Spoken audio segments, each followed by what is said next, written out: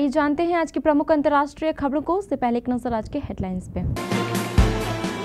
ठंड की दस्तक, दिल्ली यूपी में गिरने लगा पारा, तमिलनाडु में भारी बारिश का अलर्ट। नखरे क्यों दिखा रही दिल्ली की सर्दी, देश के इन हिस्सों में गुलाबी ठंड का एहसास। शारदा सिन्हा को सीएम नीतीश ने दी श्रद्धांजलि, पटना के राजेंद्र नगर पहुंचे। दिल्ली में दिवाली के 7 दिन बाद भी जहरीली बनी हुई है हवा, AQI 400 के पार। इधर अमेरिका में जीते ट्रंप और उधर चीन का बज गया बाजा।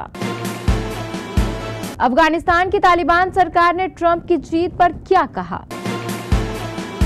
लाल निशान में खुले शेयर बाजार, निफ्टी 24,400 के ऊपर। जाने भूल भुलैया 3 की छठे दिन की इतनी कमाई। और रोहित की गैर मौजूदगी में ओपनिंग करेंगे केएल राहुल। उत्तर भारत के कई राज्यों में ठंड ने दस्तक दे दी है। तापमान में गिरावट के साथ गुलाबी ठंड का एहसास होने लगा है। मौसम विभाग की माने तो यूपी, बिहार समेत कुछ राज्यों में 10 नवंबर के बाद तेजी से ठंड बढ़ेगी। आईएमडी ने 7 नवंबर को अंडमान और निकोबार, तमिलनाडु, पुडुचेरी, कराईकल में तेज बारिश का येलो अलर्ट जारी किया है। दिल्ली का मौसम, दिल्ली में सुबह और शाम के तापमान में गिरावट दर्ज की जा रही है। वहीं सुबह के समय दिल्ली में हल्का कोहरा भी देखने को मिल रहा है।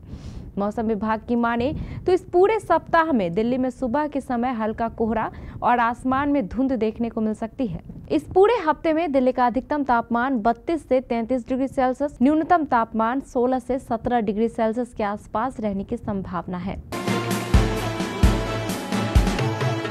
दिल्ली एनसीआर के लोगों को अभी भी ठंड का इंतजार है। मौसम विभाग के अनुसार पहाड़ों पर बर्फबारी के बाद दिल्ली में ठंड बढ़ सकती है। मौसम विभाग के पूर्वानुमान के अनुसार अगले 6 से 7 दिन मौसम का मिजाज इसी तरह का रहने वाला है। तापमान में गिरावट की उम्मीद कम है। उत्तर भारत के मैदानी इलाकों में 10 से 12 दिनों तक बारिश के आसार भी नहीं है। ऐसे में सर्दियों की आहट अभी दूर दिखाई दे रही है।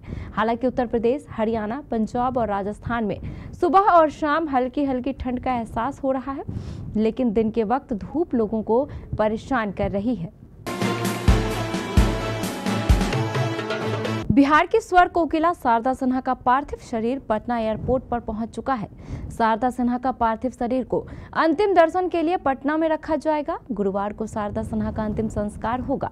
शारदा सिन्हा ने दिल्ली के एम्स अस्पताल में आखिरी सांस ली थी। मंगलवार की रात को 9:20 पर शारदा सिन्हा का निधन हो गया था। शारदा सिन्हा के निधन से पूरे देश में शोक की लहर है।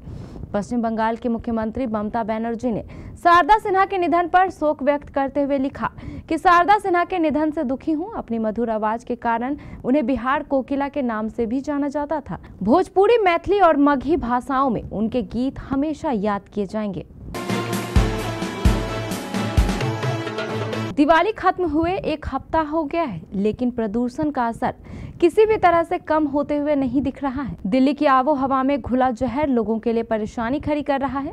अक्टूबर के आखिरी हफ्ते से ही दिल्ली एनसीआर गैस चैम्बर बनी हुई है। हालात इतने खराब हैं कि कुछ जगहों पर AQI 400 के पार पहुंच गया है। दिल्ली एनसीआर में हालात बेहद खराब होते हुए नजर आ रहे हैं। प्रदूषण के मामले में राजधानी सबसे प्रदूषित 10 शहरों में पहले नंबर पर आ गई है। गुरुवार सुबह दिल्ली इस सूची में पहले नंबर पर है। यहाँ का AQI 355 दर्ज किया गया है। अमेरिका में डोनाल्ड ट्रंप का राष्ट्रपति चुनाव जीतना चीन के लिए बड़ा झटका है। चीन यह चाहता था कि किसी भी तरह डोनाल्ड ट्रंप सत्ता में न आए। अब ट्रंप के चुनाव जीतते ही चीन के लिए बुरी खबरें आनी शुरू हो गई हैं। दरअसल चीन इस समय काफी संवेदनशील स्थिति से गुजर रहा है। वहां आर्थिक सुस्ती ने अपने पैर पसारे हुए हैं। चीन ने हाल ही में अपनी इकोनॉमी को सपोर्ट करने के लिए प्रोत्साहन पैकेज जारी किए थे। इसके बाद दुनिया भर के इन्वेस्टर्स चीनी शेयर बाजार में पैसा लगाने को दौड़ पड़े थे। एफपीआई भारत ने पैसा निकालकर चीन में लगा रहे थे, लेकिन ट्रंप के चुनाव जीतते ही पासा पलट गया। अफगानिस्तान की तालिबान सरकार के विदेश मंत्रालय ने संतुलित विदेश नीति की उम्मीद रखते हुए आशा व्यक्त की है कि आने वाली अमेरिकी सरकार दोनों देशों के बीच द्विपक्षीय संबंधों में ठोस प्रगति सुनिश्चित करेगी। तालिबान सरकार के विदेश मंत्रालय ने उम्मीद जताई है नई अमेरिकी सरकार अफगानिस्तान को लेकर व्यवहारिक नजरिया अपनाएगी, जिससे दोनों देशों के बीच संबंधों का एक नया दौर शुरू हो सकेगा। तालिबान के विदेश मंत्रालय ने यह उम्मीद भी जताई है कि ट्रंप दुनिया भर में चल रहे संघर्ष, खास तौर पर गजा और लेबनान में चल रहे तनाव को खत्म करने में अहम भूमिका निभाएंगे। घरेलू शेयर बाजारों में कल की जबरदस्त रिकवरी के बाद आज गुरुवार को बाजार की चाल पर खास नजर है।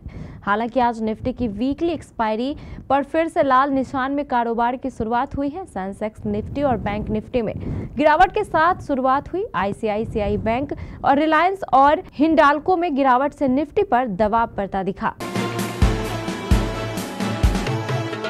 अनीस बज्मी के निर्देशन में बनी कार्तिक आर्यन की फिल्म भूल भुलैया 3 1 नवंबर को दीपावली के मौके पर सिनेमा घरों में रिलीज हुई और इससे दर्शकों का भरपूर प्यार मिला। सिनेमा घरों में यह फिल्म अब पहला सप्ताह पूरा करने वाली है। अब तक फिल्म ने बॉक्स ऑफिस पर दमदार कमाई की है। साथ ही पहले सप्ताहांत पर भी फिल्म ने अच्छी कमाई की। वहीं अब फिल्म की आज की कमाई भी सामने आ चुकी है। अनीस बज्मी के निर्देशन में बनी भूल भुलैया 3 में कार्तिक आर्यन के साथ विद्या बालन और माधुरी दीक्षित भी हैं। फिल्म ने पहले दिन 35.5 करोड़ रुपए पर खाता खोला था। तकरीबन 150 करोड़ रुपए के बजट में बने इस फिल्म ने पहले दिन अपनी लागत का 23% हिस्सा कमा लिया था और दमदार शुरुआत की थी। दूसरे दिन इसने रफ्तार पकड़ी और उछाल के साथ 37 करोड़ रुपए की कमाई की। भारत और ऑस्ट्रेलिया के बीच 5 मैचों की टेस्ट सीरीज की शुरुआत 22 नवंबर से होने जा रही है। न्यूजीलैंड के खिलाफ अपने घर में 0-3 की करारी हार के बाद आलोचनाओं का सामना कर रहे टीम मैनेजमेंट ने केएल राहुल और ध्रुव जुरेल को पहले ही ऑस्ट्रेलिया भेज दिया ताकि वह ऑस्ट्रेलिया ए के खिलाफ अभ्यास मैच में हिस्सा ले सके। इंडिया ए और ऑस्ट्रेलिया ए के बीच गुरुवार को अभ्यास मैच की शुरुआत भी हो गई, लेकिन केएल राहुल इस मुकाबले में फेल रहे। राहुल ओपनिंग के लिए उतरे थे। राहुल पर्थ में 22 नवंबर से शुरू हो रहे टेस्ट में ओपनिंग कर सकते हैं।